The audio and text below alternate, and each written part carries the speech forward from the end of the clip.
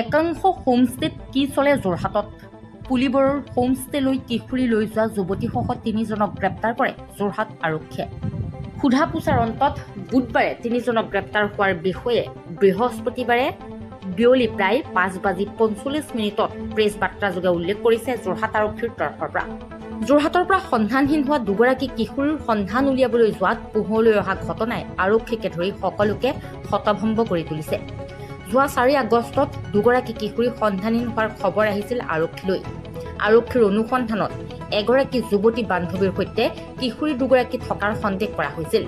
আৰক্ষীয়ে এগৰাকী যুৱতীৰ সৈতে যোগাযোগ কৰাৰ পাছতেই বহু ভয়ংকৰ তথ্য পোহৰলৈ আহিছে। 5 আগষ্টত সন্ধানহীন হোৱা কিশোৰী দুগৰাকী ঘৰত উপস্থিত হৈছিলগৈ। আৰক্ষীয়ে কিশোৰী দুগৰাকীক বুধবাৰে সোধা পোছা কৰাত পোহৰলৈ অহা কথাবোৰ শুনি আৰক্ষীও হতচকিত হৈ পৰিছে। দুয়োগৰাকী কিশোৰী তেওঁলোকৰ বান্ধৱীৰ সৈতে যোৰহাট নগৰলৈ আহিছিল পাৰ্টি কৰিবলৈ। তাতে তেওঁলোকক সংগ দিছিল ৰিণ্টু হাজৰিকা আৰু পল্লৱজ্যোতি শইকীয়া নামৰ 2জন যুৱকে। যোৰহাটৰ পুলিবৰৰ এটা হোমষ্টেত থাকি আটাইকেইজনে সুৰা চিগাৰেট সেৱন কৰি উন্মাদ পাৰ্টি কৰিছিল আৰু 4 আগষ্টৰে মাজনিশা দুয়োগৰাকী কিশোৰীয়ে যুৱক 2জনৰ সৈতে নিশা কটাইছিলগৈ হোটেল মেগা ৰিজৰ্টত।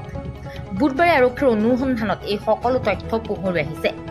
কিশোৰী কেইগৰাকীয়ে তেওঁলোকৰ বান্ধৱীত আৰু তথাকথিত যুৱবন্ধুৰ সৈতে পাৰ্টি কৰি নিচাসক্ত হৈ হোমষ্টে আৰু মেঘা ৰিজৰ্টত নিশা পাৰ কৰিছিল। পৰিয়ালৰ লোকে সন্ধানহীন হোৱাৰ অভিযোগ দিয়াৰ পাছতেই আৰক্ষীৰ তদন্তত এই তথ্য পোহৰলৈ আহিছে। কেইবাটাও ধাৰাত আৰক্ষীয়ে গোচৰ ৰুজু কৰি 3জনকে গ্ৰেপ্তাৰ কৰা হৈছে আৰু বৃহস্পতিবাৰে সবিশেষ এক প্ৰেছ বাৰ্তাযোগে উল্লেখ কৰিছে যোৰহাট আৰক্ষীৰ তৰফৰ পৰা। সমগ্ৰ ঘটনা সন্দৰ্ভত আৰক্ষীয়ে তদন্ত অব্যাহত ৰাখিছে।